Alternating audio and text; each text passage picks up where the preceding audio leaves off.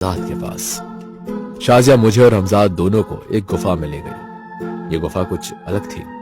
यहाँ एक रूहानी चिराग जल रहा था। इस चिराग की रोशनी से पूरी गुफा रोशन थी और तभी मेरा ध्यान वहां रखी हुई कई बोतलों पर गया। ये सब क्या है?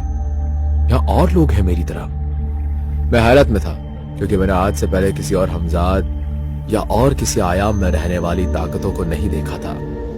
शाजिया ने मेरी बोतल एक किनारे रख दी और हमजाद की बोतल मुझसे अच्छे खासे फासले पर रखकर चली गई। उसके जाने के बाद हमजाद, हमजाद, क्या मेरी आवाज सुन सकते हो?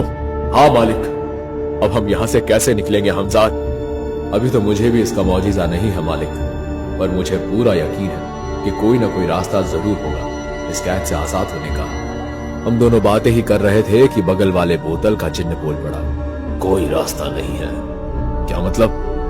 मैं यहां लगभग 30 बरस से हूं, मुझे अब तक कोई रास्ता नहीं मिला। 30 बरस? क्या तुम्हें शाजिया के वालिद ने कैद किया था?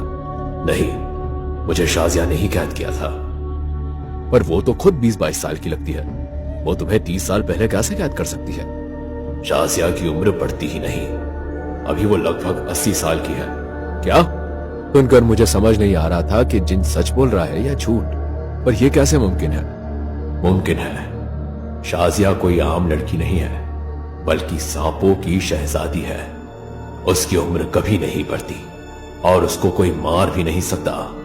अपनी मौत तक वो ऐसी ही दिखती रहेगी। पर वो मरेगी कब? शायद 100 साल में, लेकिन ये पक्का नहीं है। क्या मतलब? शाजिया को मरने से पहले अपने आगे की पीढ़ी में अपनी बेटी को अपनी ताकतें देकर जाना होगा और तब तक वो मर नहीं सकती। लेकिन ये शाजिया है कौन? इसे जानने के लिए तुम्हें उसके अतीत में जाना होगा। आज से लगभग 100 साल पहले की बात है। सांपों का एक गहरा जंगल था। उस वक्त उस जंगल से कोई मुसाफिर गुजरता तक नहीं था। कहते हैं कि जो भी उस जंगल में जाता था उसे सांप डस लेते थे। इस जंगल की एक और खासियत थी। इस जंगल में एक बहुत ही खूबसूरत लड़की रहती थी जो इन सांपों की शहजादी थी। जीनत। जीनत देखने में 20-22 साल की थी, पर उसकी उम्र उस वक्त 80 बरस थी। एक दिन इस जंगल में एक मुसाफिर गलती से आ गया। सुल्तान। सांपों ने सुल्तान का पीछा किया।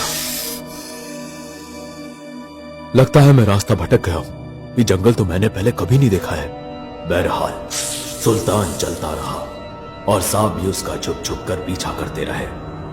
एक बार सुल्तान की नजर जीनत पर पड़ी। जीनत के पूरे शरीर पर